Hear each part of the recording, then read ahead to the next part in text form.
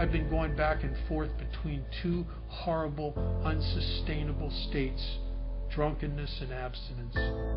I hated myself. I used to wake up every morning when I was using, wanting to die. Our book says that our drinking was but a symptom of deeper underlying causes and conditions. Recovery is the process in which we uncover those things that keep us using and make abstinence feel like hell. Life will mean something at last. You know, that we will become happy and useful and whole, and it's amazing. Please don't give up before your miracles happen. Sometimes people say, oh, he has a great message. Not mine. It's ours.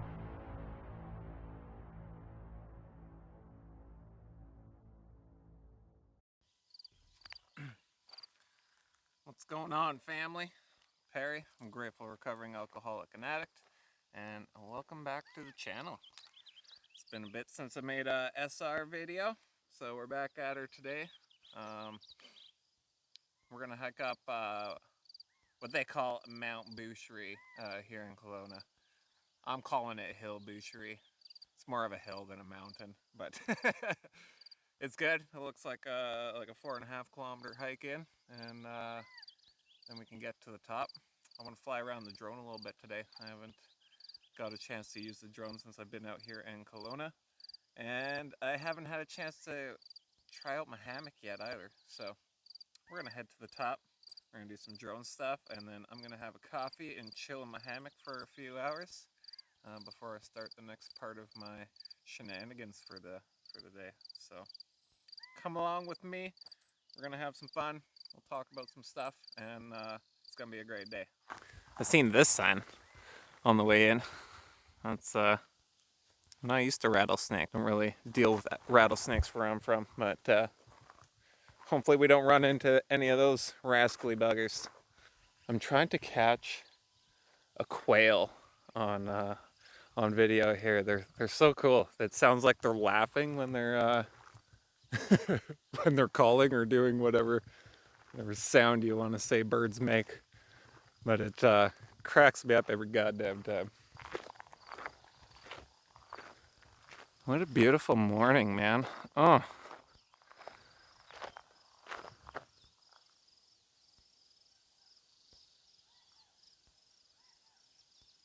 Look at that. Oh. Hopefully, I'm pretty sure the views will be pretty good up top. We'll find out. It's quite a nice path on the way up here. Can't say I've done a hike on a path this nice before. Usually, I don't know, the paths I usually take are not pathed at all. And I'm so used to bushwhacking from home there, and it's quite nice. Oh, hold on. We got some quails. Let's see, maybe we can get them to laugh.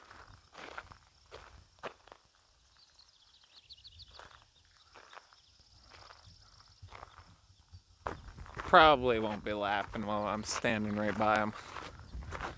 But God, I can't get over how beautiful this morning is, man. Woo! Well, oh, look at that view. God, I love this place. I'm just in awe over the trail work here. I mean, goddamn. I guess this is what city hiking's like. It's freaking crazy. Ha! That looks more like a hiking path. I had faith. I knew we'd get there.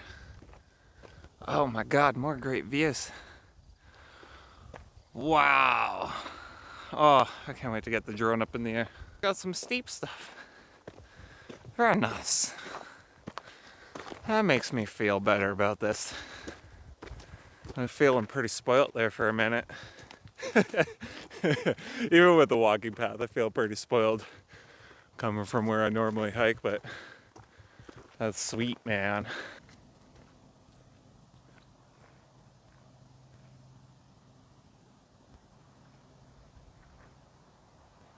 So when I look down from where I live, there's like this one crazy tree that just like pokes up, and I'm like, that's a crazy tree to be just like chilling up on the side of the mountain. And I just got a view of it right here. There's the crazy tree. But it's not really a tree. It's like a tower. They put fucking tree branches on that thing. Oh, man, oh man. This is something else out here, man.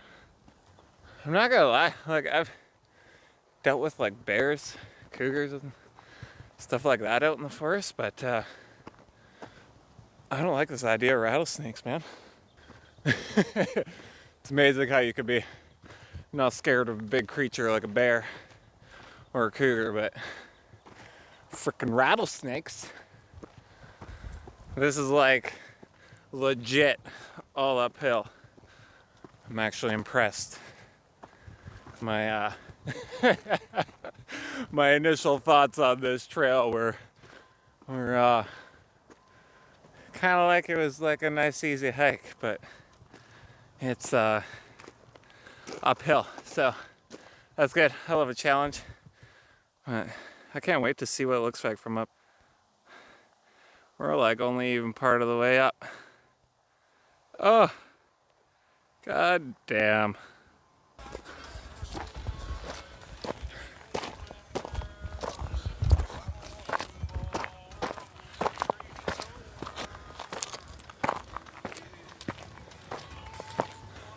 Oh.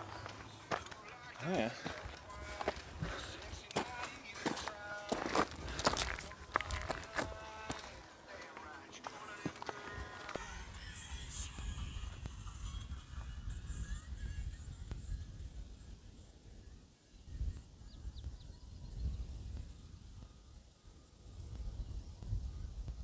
Man, I just made it to our first lookout point. You gain a lot of elevation, like really goddamn quick. But here is the view. Man, you can't beat that. That's amazing. It's one thing I'm learning is to like try and tone down my aperture, I think it's called. I know, I'm still learning camera stuff. Amazing. Anyways, time to bust out the old drone and get going on this adventure.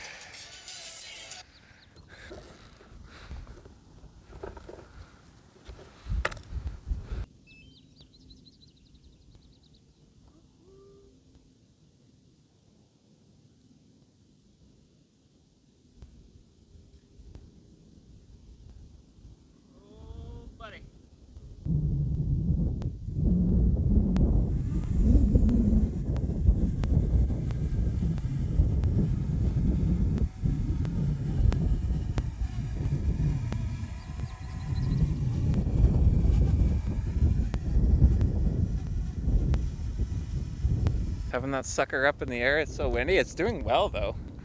I mean, other than being like a little slanted, it's okay.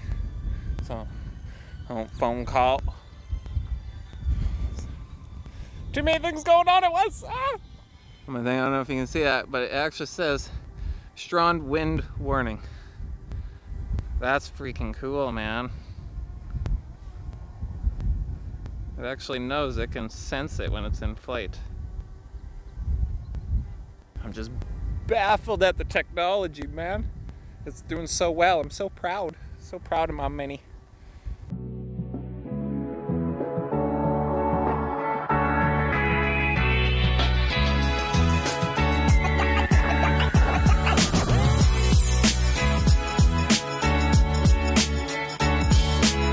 It didn't take too long to burn a battery on that thing, so.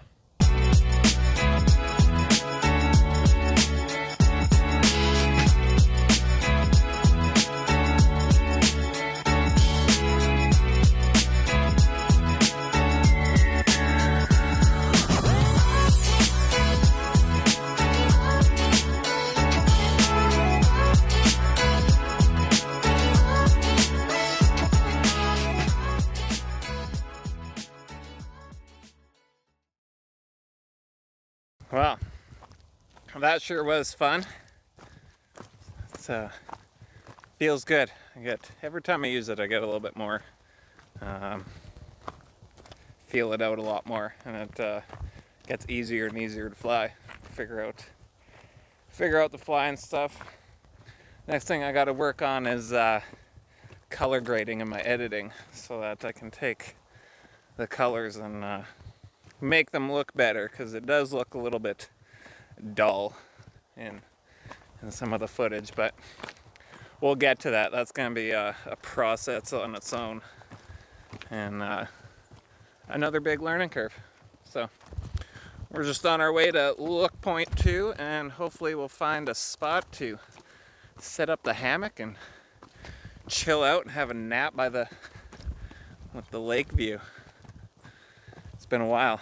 That's like one thing that I miss most about being out in the forest is having a nap, man. It is so peaceful to just find a place in the forest to have a nap. Usually I like finding those like big beds of moss. You can just lay down in the moss and take a good break, but there ain't no moss out here to lay in, so that's why I got the hammock. Should be a good time. I'm stoked to see how that feels and how that works. It's nice. It just fits like right in the backpack, so nice and compact, just like everything else I got. So yeah, we'll see you at the next lookout. Whew. Viewpoint number 2.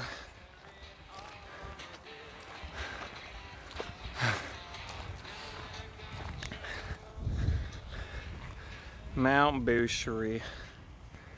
Hill Boucherie. Cool. Well, definitely like the view on the other side. It's pretty sweet over there.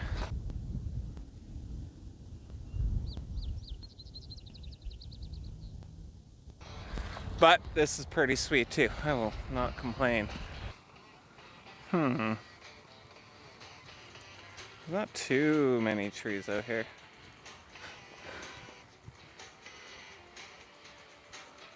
Let's go back over there. Maybe there's a better spot over here. Oh, maybe I found a spot. I don't know. I think we'll just set it up between those trees. Then we kind of got the lake view still.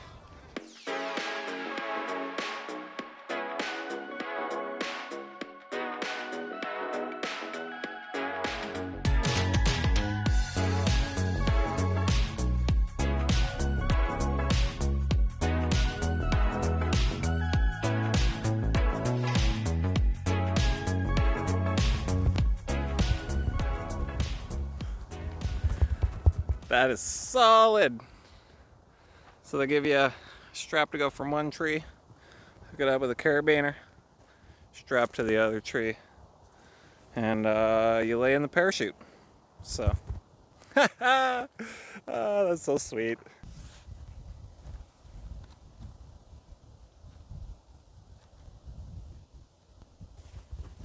Wow.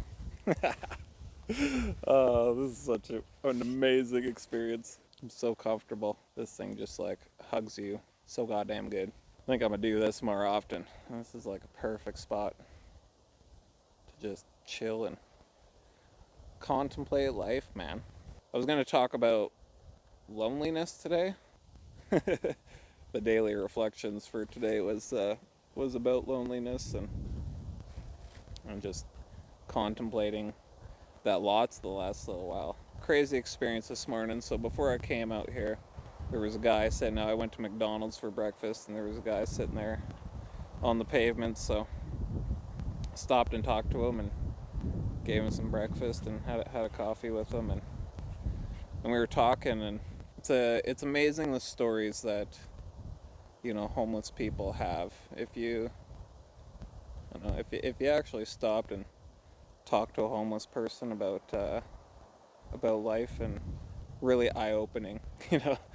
It's crazy. The guy's name was Chris, and he's only a year older than me, and he's also got 2 daughters. They're pretty well the exact same age too. One was 11 and one's 7. And he came from the island, and he used to work at a steel siding company. Or was it steel siding? Aluminum siding? Sheet metal, that's what it was. Sheet metal siding. And addiction grasped him, and he wound up getting kicked out of a car in Kelowna, and he's been here ever since. And you know, he had a hard time finding a place. He had a hard time getting a job because he didn't really have anywhere to stay, and so he spent the last 2 years on the streets. You know, and I can only imagine, because I kind of know that feeling, like, you know, before coming here, like, you couldn't get a job unless you had a place, and you couldn't get a place unless you had a job. And it's crazy expensive to live. So, I mean, when you don't got anybody, and there's no one out here to help you, and you don't come here set up, you know, like, it could really happen to anybody, right? It's very sad and an unfortunate circumstance, and you know, I can just imagine how he feels, right? Like, talking to him, you could see the pain of what he was going through, right? Like, in the middle of addiction, and not able to get a foothold here and get set up and settled in, and nobody will hire him because he has nowhere to live, and he can't get anywhere to live because he can't get a job. And such an unfortunate set of circumstances, you know, and very eye-opening in the sense that I could have very easily been in the same situation, you know. So, you know, I'm grateful for today for everything that I do have, and where life's gotten me, and you know, I'm glad to have recovery in my life to be able to work on that, because like I said, you know, I'm one drink away from living behind a dumpster too, you know what I mean? So, you know, when I have my moment of silence, you know, I'll be thinking about Chris, and I'll be praying for Chris, and hoping that things turn around for him. He, yeah, there's a beautiful soul inside that man, and you can see it. So loneliness is a good topic today, man, because, you know, he was very alone, and as we were talking, you know, he was saying that, like, nobody stops and talks to him, and, you know, asks him how his day was doing, and he said everybody just kind of judges him, and right, and looks down on him because he's living on the streets. So, you know, hopefully, if you ever see someone on the streets, man, like, feel for that person, because you never know their circumstances and what they had to, what they went through, and how they got there, man. Like, yeah. Crazy stuff. So, loneliness is just one of those things we all go through, man. Like, everybody, I think everybody in the world, I wouldn't even say everybody in recovery, but like everybody in the world has experienced loneliness of heart. And it's one of those things that drives, for me, that drove addiction and into some weird places, right? Because to get away from that feeling, you know, I ended up using, because I could be in a room full of people and still feel alone and feel isolated, and like I'm all by myself, and there's a room full of people and I'm surrounded by people. And when I was, you know, I was gripped with the bondage of self. I was so wrapped up in me and my problems and my issues that, you know, I like secluded myself. It wasn't, You know, it wasn't that no one wanted to connect with me. It was like I didn't know how to connect with anybody because I was so lost within myself. And that's where I found drugs and alcohol at that point, was able to relieve me of that feeling, and I wasn't so wrapped up in myself, and I could talk and I could interact with people, and I could, you know, I could be me for once. And that drove the cycle of, you know, anytime I went anywhere, I had to use, because if I wasn't using, I was locked up in myself. I was a prisoner of my own mind. And, you know, so you could see how easy it is to get caught up in that cycle of using, because when you feel so separate and apart from, and drugs and alcohol is the only thing to get you through that feeling and make you feel like you can interact with the world, you know, I chased that until I couldn't, right? And that's where my set of circumstances didn't leave me on the streets, but it very well could have, right? So yeah, right now, yeah,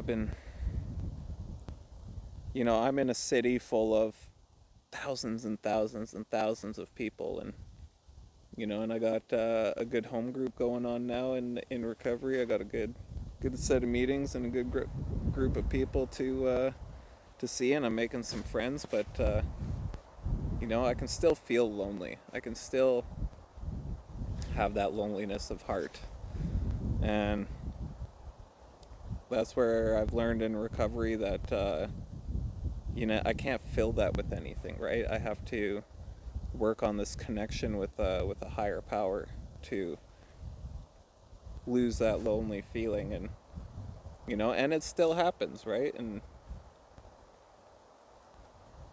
my level of loneliness depends on my level of connection with this universe, and that's what I'm doing today, right? Is I'm connecting with the universe, and I feel whole, and I feel complete, and I feel better, and that makes it easier to interact with the world and the people around me, right? And I no longer view loneliness as a bad thing. Man, I hope my audio isn't working, because it is so windy up here. But I'm embracing loneliness today. You know what? I've been looking at it, and like when I look back at the loneliness and the times I felt lonely, I've been noticing that that's when I put in the most work in my recovery and in my life, is when I'm experiencing that loneliness. So, I'm trying to look at loneliness now like this is a massive opportunity to grow and to be, to learn this person that Perry is, and where I want to go with my life and the direction I want to head. And, so that's where, working on that connection with the universe and working on how I can build my life and, grow as a person. That's, loneliness is the driving force of that, right? I don't think if I felt that and I was just surrounded by people all the time and just, running around doing other things, like I don't know if I would actually consciously take that time to grow within myself. I think I would just get sucked into the excitement and the good stuff in life, and I wouldn't put any effort into growing myself as a person. So, I'm grateful today that I experienced loneliness, because, like I said, it's the driving force of my recovery, and it's the driving force of Perry learning to be Perry and feel good about just being me and being myself and looking at what I can add into this world. So yeah, man, if you're feeling lonely, like, don't let it beat the shit out of you. Just embrace that and know that it's a good time to just grow and find yourself and work on that connection with the universe and find that higher power that's here to help us. and here to learn us. And man, like, I don't know who else is sitting in a hammock on top of a mountain right now, but if you are, man, like, cool stuff. What a life. So that's what I got for a talk for today. Like I said, I'm thinking about Chris and thinking about that conversation this morning, and I'm just gonna lay up here and pray for the guy and hope that life turns around, and and an opportunity gets presented for him to change directions and find a new path so he can get back to his daughters and be with his family again. So much love to you guys. I'm gonna call the video there, and yeah, I was supposed to go to Mount Frosty today, but the guy I was supposed to go with had to bail, so that adventure is going to be saved for another time. But yeah, the next video will probably be over at Knox Mountain. We're going to be doing the Peyton Dillon Memorial hike for mental health. So if you haven't already, I do have a donation page on my Facebook and on the Facebook group. So if you're not a part of the Facebook group yet, search up SOBER-RECON and come join us on Facebook. And if you can donate to help out the cause, go ahead and do that. If you're in a position to, right? If not, just donate some prayers, donate some thoughts to the people that are out there struggling like Chris and could use help. And that's what we're doing it for, man, is those people out there still struggling and could use the help. So like I said, even if it's $10, $5, $2, if you can donate something, that'd be amazing. If not, like I said, just donate some prayers and some thoughts for these people. So much love to you guys. We will see you on the next video, and with that, I wish you all another 24, and that's not a case of beer, so keep coming back.